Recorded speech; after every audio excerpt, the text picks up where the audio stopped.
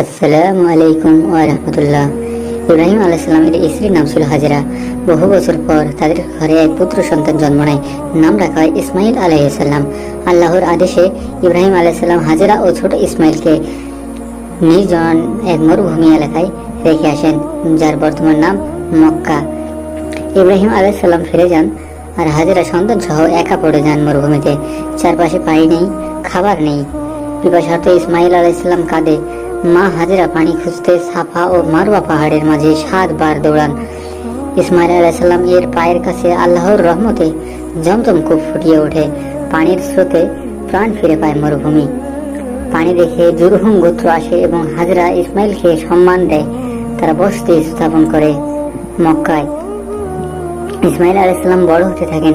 তিনি আরবি ভাষা শেখেন, তীরন্দাজ ও শিকারী বিদ্যায় দক্ষ হয়ে ওঠেন।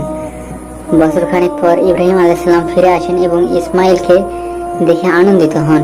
ইব্রাহিম আলাইহিস সালাম স্বপ্নে বারবার দেখতে পান তিনি ইসমাইল আলাইহিস সালামকে কুরবানি দিচ্ছেন, যা ছিল আল্লাহর পক্ষ থেকে এক বিশেষ পরীক্ষা।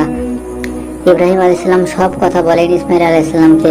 ইসমাইল বলেন, আপনি যা আদিষ্ট হয়েছেন তাই করুন, ইনশাআল্লাহ আমি ধৈর্যশীল হব। পিতা ও পুত্র প্রস্তুত হন আত্মত্যাগের জন্য।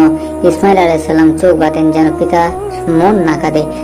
ইসমাইল আলাইহিস সালাম এর পরিবর্তে আল্লাহ একটি বড় দুম্বা পাঠান। কুরবানির পরীক্ষায় তার সফল হন। এই ঘটনা স্মরণে আজও মুসলিমরা পালন করে ঈদুল আজহা, অর্থাৎ কুরবানির ঈদ।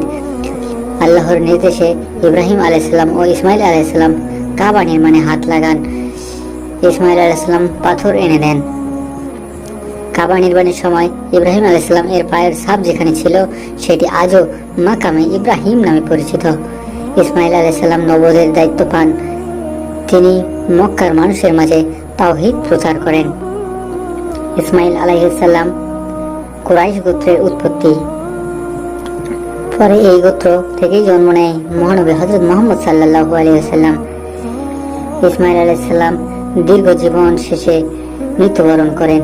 তার জীবন সত্যিকারের ঈমান, ত্যাগ আর দাওয়াতের এক উজ্জ্বল নিদর্শন।